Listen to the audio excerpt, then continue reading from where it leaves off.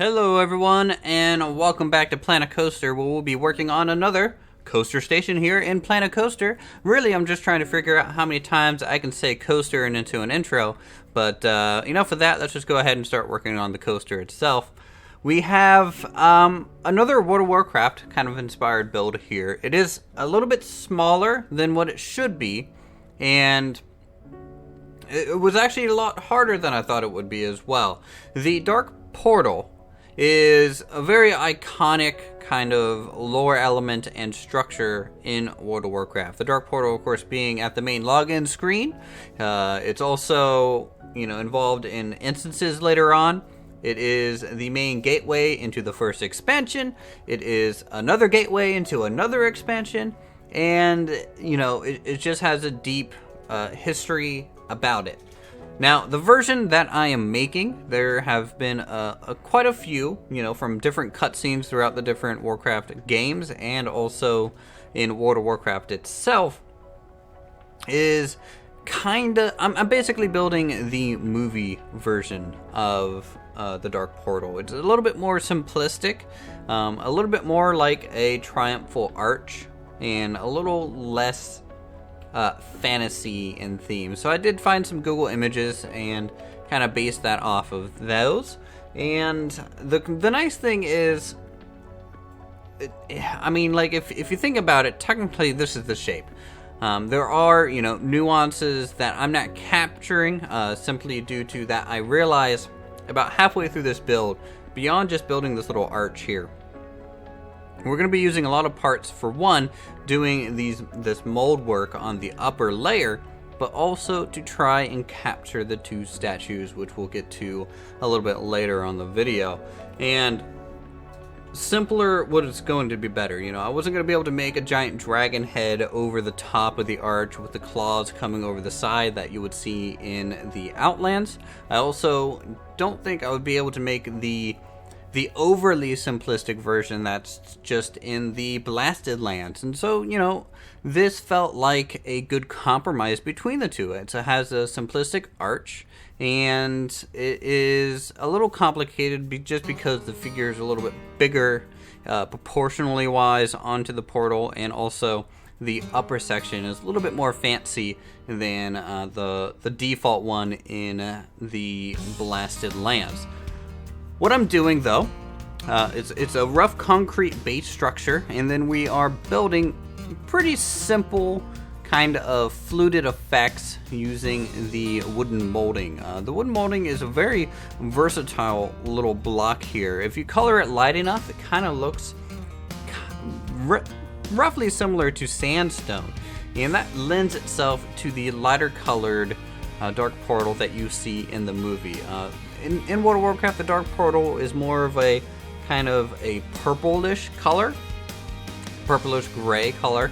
That's not really easy to capture here in Planet Coaster. I did try a couple little palette tests, and that purple color just never looked right. And it's a little bit of a shame, especially since a lot of items in this game, you might color it using the exact same color key, but due to the material type or something like that, that's kind of driving the base saturation of the object itself, it just doesn't look quite right.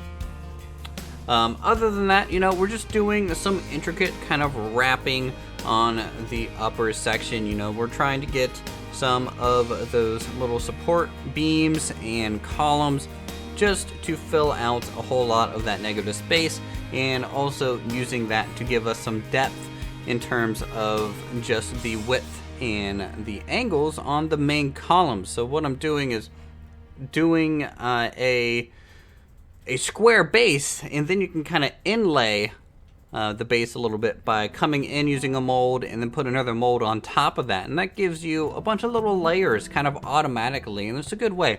If I was going to redo the last Dwarven building, I think this technique would have worked a little bit better than what we did before, because it reminds me a little bit like Dwarven architecture in the sense that it has all these little columns, it has all these little fluted elements just kind of going vertically, and also this very heavy top on it that has a decent amount of detail over there. So at this point, just gonna widen the base a little bit, and other than that, the station is a relatively simple shape. It just has this arch. It's just on a simple raised platform. In fact, there's not even a whole lot of detail spilling out from the platform later on. At this point, we're going to go ahead and jump into building kind of the main thing that took the most time. And this is, of course, the two cloaked figures to the left and the right of the gate. And doing a humanoid figure in this game is a little rough, simply because we are working with a lot of squares and rectangles. That's okay with, say, with the Eagle Point log flume. Feathers and things kind of have straight lines, and you just kind of have to point them at the end, and it kind of looks like a feather. But doing a flowing kind of organic shape like the cloak over this guy is a little bit tougher, and also it's not really symmetrical, so I can't really cheat in any way here. I'm gonna have to build the left and the right side without having any type of mirror tool, and trying to get them to match up later on is a little bit of a task for sure. Here is just the little bit of a reference to a hand that I am trying to throw together, because these guys are holding a pretty long sword in front of them. There's the hilt and the handle, and also some sort of decorative piece right where the blade connects back towards the hilt. I believe the statues themselves probably have references to a horned animal, but we don't really have the parts to make that in a very clean fashion. These figures here are going to be pretty abstract, and it's a little hard to get these to match and look a little bit like stonework. You can see I'm trying to work in a lighter tan color here. That way it tries to mimic the lighter wooden elements that are giving our fluting effect, but it's a shiny material. It's so smooth. It doesn't have a texture, and it doesn't really portray much of a stone sculpture, which is a little bit of a shame. Eagle Point worked out a little bit better, I think, just simply because we can color that some very vibrant colors, and it lends itself well to that theme park theme. And when you're building something from like a movie, a video game, or something else that you're referencing, it's all about getting it to be recognizable. And sadly, this material just doesn't really lend itself to it. I also tried recoloring it for a little bit. Try coloring it gray and a little bit more of a darker gray, just to make it possibly more like a stone concrete color. I didn't like the way that turned out either, especially because eventually I add some rocks to the left and the right side, and it just didn't look like it belonged with the rest of the building. So eventually I do recolor it here at the end. But this is pretty much all we're going to cover in the speed build. As I said at the start of this episode, it's actually a relatively simplistic structure. It still has quite the high part count, because doing stuff like this takes a lot of time. So let's go ahead, kick it over to real time, so you guys can see kind of how it all came together. Alright, so here we are at the Dark Portal. You can see recoloring the slabs and the miscellaneous pieces here of the statues, I think kind of made it match the color palette a little bit better. We're trying to put the darks behind the lights here. Like, for example, he has a long-sleeved cloak here, and you want to have the darks behind. That way the sleeve kind of sticks out from the rest of the body and doesn't blend completely together.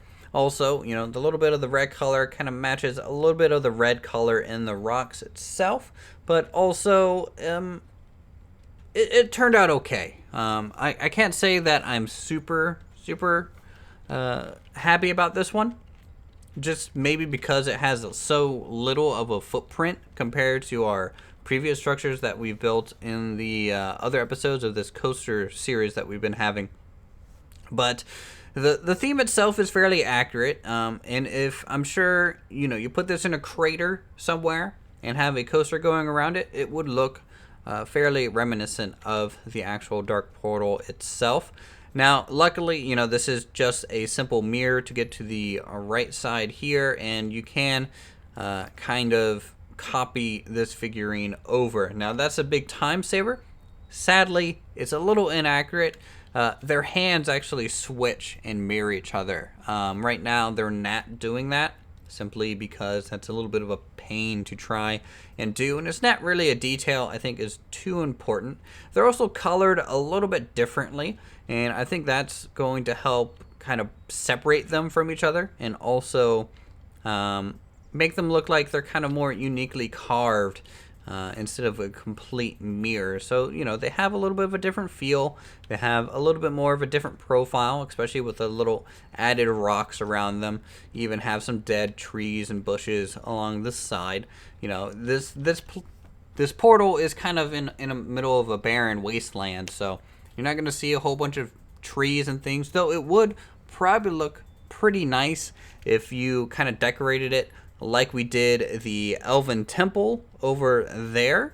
That way you kind of frame it a little bit better, because it looks a little weird kind of just by itself. But, with a coaster in the background and then that being decorated, I feel like it would fit a little bit better than it currently does. The backside's actually fairly simple.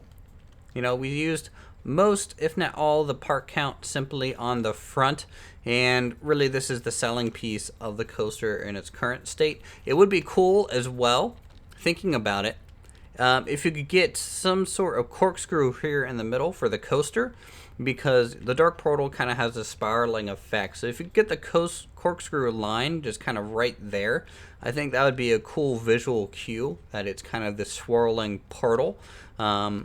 And hopefully the smoke effects kind of lend itself to that a little bit. It does look a little bit nicer at nighttime, which we can do. I did add some green area lights because it has kind of a fell magic to it, and it's a little bit darker. The only problem with the lights, and it's kind of a shame, all of our smoke kind of gets blown out because of how bright that light is, and you're not seeing the smoke reflecting the light quite how it should be. A little disappointed about that, but it was worth the try. And in the daytime, the smoke kind of makes it look better, and then at the nighttime, the lights make it look better. So it's a decent trade-off, and it's a decent scale as well. It's not quite as tall and big as it should be, but it definitely has a good presence about it. So I hope you guys enjoyed today's episode of Planet Coaster. If you guys have any suggestions, this was actually suggested a little bit on the previous video. Someone said to build an orc structure next. The Dark Portal was built by the orcs, so it's technically an orc structure, not solely belonging to the orcs though. So maybe I cheated a little bit on that suggestion there. If you guys have, as I said, suggestions, let me know in the comments down below. Leave a like so I know you guys enjoy Planet Coaster. Check out my other videos where we do some other cool creative stuff. All the stuff you see over there is all made on this channel, and you can go see how that's made for inspiration into your own builds. So until then, thank you guys so much for watching, and I'll see you all in the next episode.